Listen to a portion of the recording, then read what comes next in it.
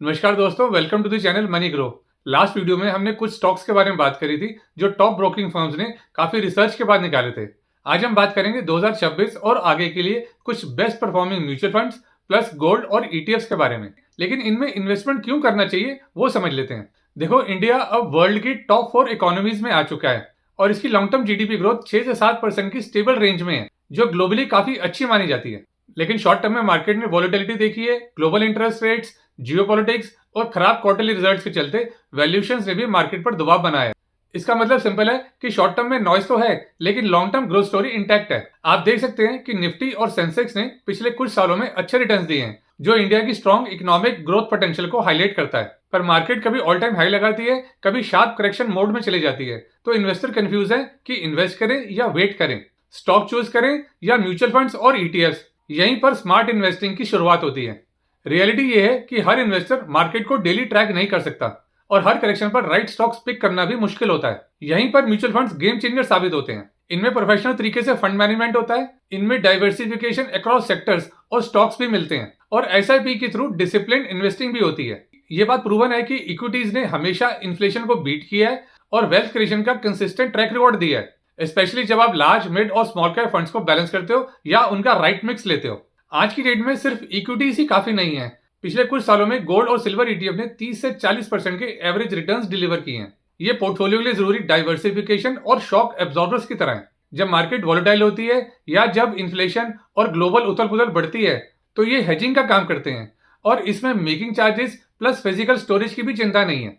अगर आप long term horizon रखते हो और right mix of large, mid और स्मॉल कैप के साथ गोल्ड और सिल्वर में भी इन्वेस्ट करते हो, तो ये आपको अप्स एंड डाउन से बचाने के अलावा कंपाउंडिंग का भी फायदा दिलाते हैं। अब अगले पार्ट में हम देखेंगे cap wise best mutual fund categories, top gold and silver ETFs और कौन सा एलोकेशन किस टाइप के इन्वेस्टर के लिए बेस्ट है, उस पर भी बात करेंगे। इसलिए वीडियो के एंड तक जरूर बने रहिए। अलग अलग मार्केट कैप के हिसाब से वैसे तो कई अच्छे और परफॉर्मिंग फंड्स हैं, लेकिन हम टॉप 3 फंड्स की ही बात करेंगे। सबसे पहले बात करते हैं लार्ज कैप फंड्स की, जिसमें म्यूचुअल फंड कंपनीज या बोले तो asset management companies top 100 companies में इन्वेस्ट करती हैं। डेफिनेशन के हिसाब से ये कंपनीज 20,000 करोड़ और उससे ऊपर वाली मार्केट कैप कंपनीज होती हैं, लेकिन एक्चुअली में ये 1 लाख करोड़ से ऊपर की मार्केट कैप वाली कंपनीज होती हैं, जैसे एचडीएफसी बैंक, आईसीआईसीआई, रिलायंस वगैरह। इस फंड में रिस्क सबसे कम होता है क्योंकि सब बड़ी बड़ी कंपनीज हैं, इसलिए इनमें रिटर्न्स भी नॉमिनल होते हैं। इस सेगमेंट के टॉप 3 फंड्स हैं ICICI Pru large cap, Nippon India और डीएसपी लार्ज कैप फंड, और इसका बेंचमार्क कंपैरिजन निफ्टी 100 से है, यानी निफ्टी की टॉप 100 कंपनीज। वैसे तो तीनों फंड्स ने निफ्टी के बेंचमार्क को बीट किया है, आप देख सकते हैं, लेकिन इनमें एयूएम के हिसाब से आईसीआईसीआई प्रू सबसे बड़ा है, जिसके पास 78,000 करोड़ के एसेट्स अंडर मैनेजमेंट है। रिटर्न्स देखें तो 1 से 3 साल के पीरियड में आईसीआईसीआई ने ज्यादा रिटर्न्स दिए हैं, लेकिन 5 साल या उससे ऊपर में निपॉन इंडिया का फंड बेटर परफॉर्म कर रहा है और इसने 20% से ऊपर के रिटर्न्स दिए हैं। इसका एक्सपेंस रेशियो भी आईसीआईसीआई से कम है और यह 5 स्टार रेटेड फंड है। किसी भी फंड में इन्वेस्ट करने से पहले उसका डायरेक्ट प्लान और ग्रोथ ऑप्शन जरूर देखना चाहिए। इसका मतलब होता है बिना किसी इंटरमीडियरी या ब्रोकर के थ्रू इन्वेस्ट करना। इसका बेनिफिट ये होता है कि आपका एक्सपेंस रेशियो कम होता है क्योंकि एएमसी को कोई कमीशन नहीं देना होता। अब आते हैं मिड कैप फंड कैटेगरी में। इसमें एएमसी मार्केट कैप के हिसाब से, यानी जो 101 से लेकर 250 की रैंक की जो कंपनीज होती हैं उनमें इन्वेस्ट करती है। इस सेगमेंट में ग्रोथ पोटेंशियल और रिस्क का ऑप्टिमम बैलेंस होता है। इन फंड्स का बेंचमार्क निफ्टी 150 होता है, जिसने 5 साल के पीरियड में 18.5% सीएजीआर के रिटर्न्स दिए हैं। इस सेगमेंट के टॉप 3 फंड्स हैं Motilal Oswal mid cap, Nippon India growth fund और Mahindra Manulife mid cap fund. इनमें Motilal Oswal 5 star rated fund है क्योंकि इसने 5 साल के पीरियड में सबसे ज्यादा 28% सीएजीआर के रिटर्न्स दिए हैं और इसका एक्सपेंस रेशियो भी सबसे कम है। लेकिन निपॉन इंडिया के पास पब्लिक का ज्यादा पैसा है और इसने एक भी साल में नेगेटिव रिटर्न्स नहीं दिए हैं। वहीं महिंद्रा भी एक फास्ट ग्रोइंग एएमसी है, तो डिसीजन आपको लेना है कि आपको कौन सा फंड ठीक लगता है। अब बात करते हैं स्मॉल कैप फंड्स की।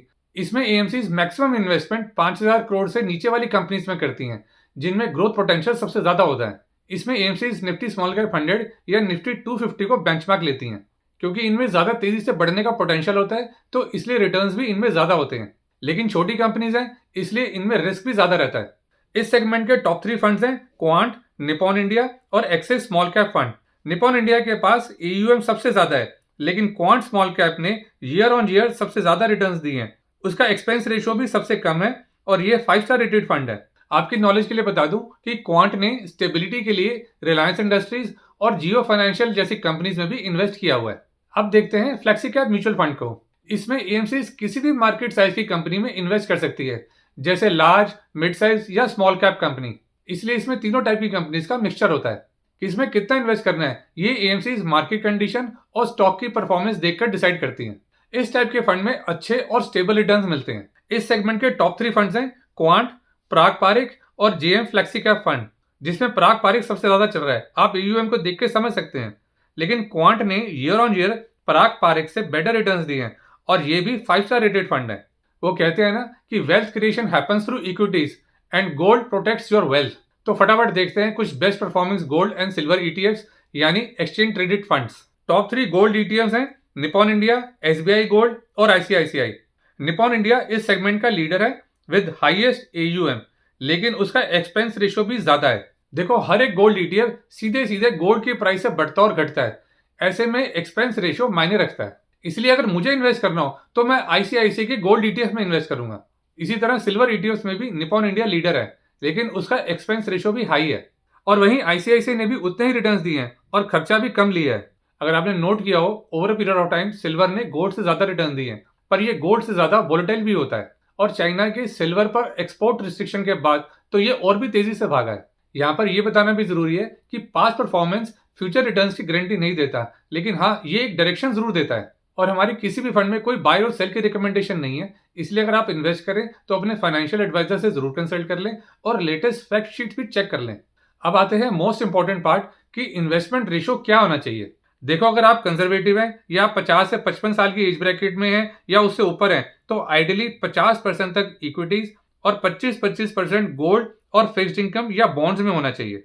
अगर आप मीडियम लेवल के रिस्क टेकर हैं और 35 से 50 की एज ब्रैकेट में हैं, तो आप 65 से 70% तक इक्विटीज, 20% गोल्ड और 10 से 15% तक फिक्स्ड इनकम या बॉन्ड्स में इन्वेस्ट किया जा सकता है। और अगर आप यंग हैं तो लॉन्ग टर्म वेल्थ क्रिएशन के लिए 80 से 85% तक इक्विटीज और 15% गोल्ड में रखना आइडियल होता है। आई होप ये इन्फॉर्मेशन आपको आगे भी हेल्प करेगी, इसलिए इसको अपने फ्रेंड्स और रिलेटिव्स के साथ भी जरूर शेयर करें। तो बस आज की वीडियो में इतना ही। अब इसको फटाफट से लाइक कर दें और चैनल को जरूर सब्सक्राइब रखें ताकि ऐसी काम की इन्फॉर्मेशन आपके पास आती रहे। मिलते हैं फिर अगले वीडियो में। Thank you very much for watching.